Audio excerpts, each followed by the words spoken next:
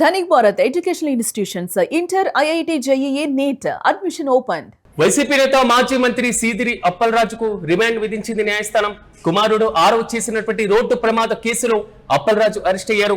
Hit and run case నుంచి ఆరోపణలు తప్పించేందుకు మాజీ మంత్రి ప్రయత్నించినట్లుగా ఆరోపణలు రావడం, ఈ కేసుకు సంబంధించి అప్పలరాజును A3గా చేర్చారు. అరెస్టు అనంతరం పలాస కోర్టులో సీదిరి అప్పలరాజును హాజరుపరిచారు పోలీసులు. అప్పలరాజుకు 14 రోజుల రిమాండ్ విధించింది పలాస కోర్టు. ఇప్పటికే న్యాయస్థానం తీర్పుతో మాజీ మంత్రిని రిమాండ్కు తరలించారు. నిన్న అదుపులోకి తీసుకుంటున్నటువంటి సందర్భంలో కూడా తీవ్ర స్థాయిలో ఉద్రిక్త పరిస్థితులు చోటు చేసుకున్నాయి. మాజీ మంత్రి అప్పలరాజును నిన్న పోలీసులు అరెస్టు చేయడం జరిగింది. దాదాపు 22-23 గంటల సందర్భంగా అరెస్టు చేసినటువంటి తర్వాత న్యాయమూర్తి ముందు కూడా అప్పలరాజును హాజరుపరిచారు. పలాస కోర్టులో హాజరుపరిచిన అనంతరం న్యాయస్థానం 14 రోజుల రిమాండ్ కూడా విధించినట్లుగా తెలుస్తుంది. హిట్ అండ్ రన్ కేసుకు సంబంధించి కీలకమైనటువంటి ఆరోపణలు ఎదుర్కొంటున్నారు మాజీ మంత్రి. ప్రధానంగా వైసీపీ నేతలు మాజీ మంత్రిని కలిసేటువంటి సందర్భంలో కూడా పోలీసులు అనుమతించకపోవడం, ఉద్రిక్త పరిస్థితులు, ఉద్రిక్త వాతావరణం చోటు చేసుకున్నటువంటి వైనాన్ని మనం చూస్తున్నాం.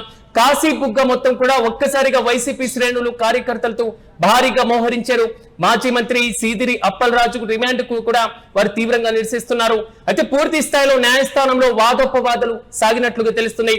అసలు అక్రమంగా కేసులు బనాయించారు, అక్రమమైనటువంటి సెక్షన్లను నమోదు చేశారంటూ కూడా వైసీపీ నేతలు పదే ఆరోపణలు గుప్పించారు. ఇంతకీ న్యాయస్థానంలో జరిగినటువంటి వాదనలపైన అక్కడ ఉన్నటువంటి న్యాయవాదులు కూడా స్పందించినటువంటి తీరును మనం చూస్తున్నాం. ఇంతకు న్యాయస్థానంలో జరిగినటువంటి వాదనలపైన వారు ఏమంటారో ఒకసారి చూద్దాం.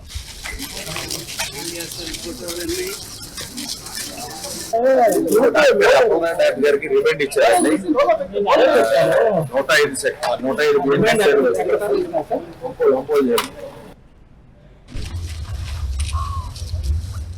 105 ఇదే అంశంపై మరింత సమాచారం మా ప్రతినిధి పృథ్వీని అడిగి తెలుసుకుందాం. పృథ్వీ, చెప్పండి. అప్పలరాజుకు 14 రోజుల రిమాండ్ విధిస్తూ పలాస కోర్టు తీర్పునిచ్చినట్లుగా తెలుస్తుంది. ఈ రోజు మధ్యంతర బెయిల్ కి సంబంధించినటువంటి వాయిదా పడ్డం, నిన్న అరెస్టుకి సంబంధించినటువంటి హై డ్రామా కొనసాగడం, ఇప్పుడు తాజాగా రిమాండ్ విధించినటువంటి వైనం, ప్రధానంగా న్యాయస్థానం లోపల ఏం జరిగింది, ఎలాంటి వాదనలు విన్నటువంటి న్యాయమూర్తి 14 రోజుల రిమాండ్ విధించడం జరిగింది, రీసెంట్ అప్డేట్స్ ఏంటి? సిరాజ్, ఇప్పుడు ఏదైతే చూసుకుంటే సీదిరి అప్పలరాజు కుమారుడు హిట్ అండ్ రన్ ఇష్యూలో గత కొద్ది రోజులుగా కూడా ఇది అనేక మలుపులు తిరుగుతూ వస్తుంది. అయితే నిన్న సాయంత్రం సీదిరి అప్పలరాజు సుమారు ఒక 5:30-7 ఆ ప్రాంతంలో అరెస్ట్ అయిన అనంతరం కూడా వెంటనే అక్కడ నుంచి కార్యకర్తలు భారీగా చేరుకోవడం, భారీగా అంటే నిరసనలు గాని, అలాగే కొందరి వైసీపీ నాయకులు అరెస్ట్ గాని, ఇవన్నీ కూడా తీవ్ర ఉద్రిక్తతలు మొత్తం ఆ జిల్లా వ్యాప్తంగా కూడా ఉన్నాయి. అయితే ముఖ్యంగా మనం చూసుకుంటే సీదిరి అప్పలరాజు నిన్న ఏదైతే ఆయన పోలీస్ స్టేషన్ కి వచ్చి సంతకం పెడతారో అక్కడ నుంచి 24 అవర్స్ అనేది కౌంటింగ్ అనేది ఉంటుంది. అయితే ఆ 24 అవర్స్ లోపల మ్యాజిస్ట్రేట్ ముందు హాజరుపరచాల్సి ఉంటుంది. అయితే ఈ రోజు సాయంత్రం ఒక 6 ఆ ప్రాంతంలో ఇక్కడ నుంచి ఆ కాశీబుగ్గ పోలీస్ స్టేషన్ నుంచి మార్గ మధ్యంలో ఉన్న పలాస CHC లో కాస్త వైద్య పరీక్షలు నిర్వహించి అనంతరం పలాస కోర్టుకు అయితే తీసుకొచ్చారు. అయితే ఇక్కడ చూస్తే మొదట వైద్యుల్ని లోపలికి అంటే పోలీస్ స్టేషన్ లోనే వైద్యుల్ని పిలిపించుకున్నారు. అంటే అందరూ కూడా అక్కడే వైద్య పరీక్షలు జరిగాయని భావించారు. కానీ అక్కడ ఆయన కొంత అస్వస్థత ఏదో ఉన్న కారణంగా అక్కడ వైద్యులు వచ్చి కొంత ట్రీట్మెంట్ ఇచ్చారనేది తెలుస్తుంది. అలాగే CHC లో వైద్య పరీక్షల అనంతరం వెంటనే కూడా పలాస కోర్టుకైతే తరలించడం జరిగింది. అక్కడ డాక్యుమెంట్స్ అంటే ఈయనకు సంబంధించిన డాక్యుమెంట్స్ అన్ని అక్కడ ప్రొడ్యూస్ చేశారు. అలాగే అక్కడ వాదనలు కూడా జరిగాయి. అయితే ఏదైనా 14 రోజులు రిమాండ్ విధిస్తూ అంపోల్ జైలుకి తరలించారని మ్యాజిస్ట్రేట్ అయితే ఉత్తర్వులు ఇచ్చారు. అయితే దీని ప్రకారం ఆయన ఇప్పుడు ప్రస్తుతానికి అంపోల్ జైలుకి తరలిస్తున్నారు. అయితే ఈ నేపథ్యంలో కోర్టు పరిసరాల్లో కూడా తీవ్రంగా అంటే ఆ వైసీపీ శ్రేణులు భారీగా చేరుకున్నాయి. అంటే అప్పటికే పోలీస్ స్టేషన్ పరిసరాల్లో కూడా భారీగా అంటే నినాదాలు గాని, అప్పలరాజుకి మద్దతుగా నినాదాలు గాని ఇవన్నీ చేయడం జరిగింది. అలాగే కోర్టు దగ్గరకు వచ్చి కూడా వారు ఆ నినాదాలు ఇవన్నీ చేయడం జరిగింది. అంటే ఉద్రిక్త పరిస్థితులే ఉన్నాయన్నమాట. అయితే ఈ నేపథ్యంలో మొత్తానికి నిన్న రాత్రి అంటే దాదాపు ఒక 22 గంటల పాటు ఆయన స్టేషన్ లోనే అప్పలరాజు మాజీ మంత్రి అప్పలరాజు స్టేషన్ లోనే ఉండడం జరిగింది. అయితే ఆయన ఒకే పొజిషన్ లో అంటే కూర్చొనే ఉన్నారు అనేది అయితే సమాచారం అయితే వస్తుంది. ఇది ప్రధానంగా అంటే ముందస్తు బెయిల్ పిటిషన్ కి సంబంధించి నిన్నటి నుంచి జరిగిన హైడ్రామాని మనం చూసాం. దానిపైన ఎక్కడ సానుకూలమైనటువంటి తీర్పు అయితే రాలా. ఇప్పుడు అరెస్టు నేపథ్యం, రిమాండ్ పరిస్థితి నేపథ్యంలో సో పూర్తి స్థాయిలో బెయిల్ పిటిషన్ మళ్ళీ దాఖలు చేసేటువంటి అవకాశాలు మనకు కనబడుతున్నాయి. దీనిపైన మనకి క్లారిటీ వచ్చిందా? సిరాజ్, ఇప్పుడు ఏదైతే 106 గా ఉన్న చట్టాన్ని 105 గా చేశారని చెప్తున్నారు వీళ్ళు. అయితే ఇక్కడ నిన్న ఏదైతే బెయిల్ సంబంధించి ఈ రోజుకి వాయిదా వేయడం చూస్తుంటే, అయితే ఇప్పటికీ ఈయన 14 రోజులు రిమాండ్ ఉంది. యాంటిసిపేట్ అంటే మధ్యంతర బెయిల్ అయితే దొరకలేదనే తెలుస్తుంది.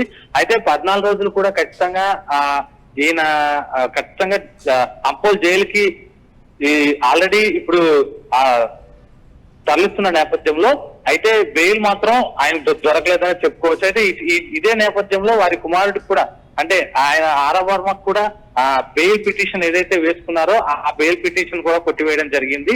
ఆ ఆరవ్ వర్మ అతని స్నేహితుడు ఇద్దరిది కూడా బెయిల్ పిటిషన్లు కొట్టివేయడం జరిగింది. ఈ నేపథ్యంలో ఇప్పుడు ముగ్గురు కూడా అంపోల్ జైలుకైతే ఉన్నటువంటి పరిస్థితి రాజ్. పృథ్వీ, అంటే ఇలాంటి సందర్భంలో మీరు అన్నట్లుగా సెక్షన్ల మార్పు ముందు నుంచి వైసీపీ నేతలు ఆరోపిస్తున్నారు. యాక్సిడెంట్ కి సంబంధించినటువంటి సెక్షన్లు కాకుండా ఇతర సెక్షన్ల కింద కేసు నమోదు చేశారు, సెక్షన్లను మార్చేశారు. సో తాజాగా కుటుంబ సభ్యులైనా లేదా వైసీపీ లీగల్ టీం అయినా దీని మీద ఏమైనా స్పందించడం జరిగింది సెక్షన్ల మార్పు అంశం పైన? ఇప్పుడు ఆయన తరపు శ్రీధర్ అప్పలరాజు మాజీ మినిస్టర్ శ్రీధర్ అప్పలరాజు తరపు న్యాయవాదులు అయితే ఇది ఒక యాక్సిడెంట్ చేసినప్పుడు ఒక్క నేరం ఒకలా ఉంటుంది, ఆ కాన్స్పిరసీ అంటే కావాలని యాక్సిడెంట్ చేయడానికి వెళ్ళినప్పుడు నేరం ఒకలా ఉంటుందని, అలాగే ఉద్దేశపూర్వకంగా ఈ సాక్ష్యాలను తారుమారు చేసే ఇది ఒకటి ఉంటుంది అని, ఈ విధంగా అంటే మామూలుగా పెట్టాల్సిన సెక్షన్స్ ని కాస్త ఉద్దేశపూర్వకంగా చేశారు, కావాలనే ర్యాష్ డ్రైవింగ్ గా వెళ్ళి కావాలనే ఈ విధమైన సెక్షన్స్ పెడుతున్నారు.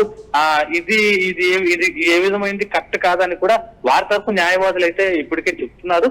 బట్ ఏదైనా మ్యాజిస్ట్రేట్ ముందు ఏదైతే ఇలాంటి సందర్భంలో ఆల్రెడీ రిమాండ్ విధించారు కాబట్టి ఈ రిమాండ్ టైం పీరియడ్ 14 రోజులకి సంబంధించినటువంటి దాంట్లో పోలీసులు విచారణకు మళ్ళీ తీసుకోవడం లేదా విచారణకు పిలవడం ఇలాంటి ప్రక్రియ ఏమైనా చేపట్టేటువంటి అవకాశం ఉందా? దానికి సంబంధించిన డీటెయిల్స్ ఏమైనా వెల్లడించారా?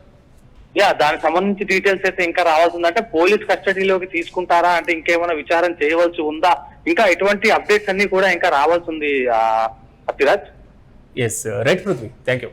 మీద వైసీపీ నేత మాజీ మంత్రి సీదిరి అప్పలరాజుకు రిమాండ్ విధించింది న్యాయస్థానం. కుమారుడు ఆరవ్ చేసినటువంటి రోడ్డు ప్రమాదం కేసుకు సంబంధించి కూడా అప్పలరాజును అరెస్ట్ చేశారు. A3గా ఈ కేసులో అన్ని పేర్కొనడం జరిగింది. హిట్ అండ్ రన్ కేసు నుంచి ఆరవ్ను తప్పించేందుకు కూడా మాజీ మంత్రి అప్పలరాజు ప్రయత్నించినట్లుగా ఆరోపణలు వచ్చాయి. అరెస్టు అనంతరం కూడా పలాస కోర్టులో అప్పలరాజును హాజరుపరిచారు పోలీసులు. దాదాపు 22 గంటల తర్వాత కోర్టు ముందు హాజరుపరచడం, వైద్య పరీక్షలు నిర్వహించడం, అయితే న్యాయమూర్తి ముందు కూడా తీవ్రమైనటువంటి వాదనలు జరిగినట్లుగా తెలుస్తుంది. అప్పలరాజుకు 14 రోజులు రిమాండ్ విధిస్తూ కూడా పలాస కోర్టు తీర్పునిచ్చింది. న్యాయస్థానం తీర్పుతో మాజీ మంత్రిని రిమాండ్కు తరలించారు. అయితే ఈ రిమాండ్ ప్రక్రియలో అప్పలరాజును మళ్ళీ పోలీస్ కస్టడీలోకి తీసుకుంటారా? A3గా ఆరోపణలు ఎదుర్కోవడం, సాక్ష్యాలను తారుమారు చేశారనేటువంటి ఆరోపణలు ఎదుర్కొంటున్నటువంటి నేపథ్యంలో మళ్ళీ పోలీసులు ప్రశ్నించి విచారించేటువంటి అవకాశాలు ఏమైనా కనబడుతున్నాయా? రెండు, ఈ కేసుకు సంబంధించి ముందు నుంచి సెక్షన్ల మార్పు అనేది వైసీపీ ప్రధానంగా క్వశ్చన్ చేస్తూనే ఉంది. వారి కుటుంబ సభ్యులు కూడా ప్రధానంగా ఆరోపిస్తూనే ఉన్నారు. ఎలాగైనా అరెస్ట్ చేయాలి అనేటువంటి నెపంతో మాత్రమే అరెస్ట్ చేస్తున్నారంటూ కూడా వారి కుటుంబ సభ్యులు ఆరోపించారు. సెక్షన్ల మార్పు పైన మరింత క్లారిటీ రావాల్సినటువంటి సందర్భం కూడా ఉంటుంది. ప్రధానంగా మాజీ మంత్రి అప్పలరాజు అరెస్టు మాత్రం కాశీ బుగ్గలో కొంతవరకు ఉద్రిక్త వాతావరణానికి కారణంగా మారింది.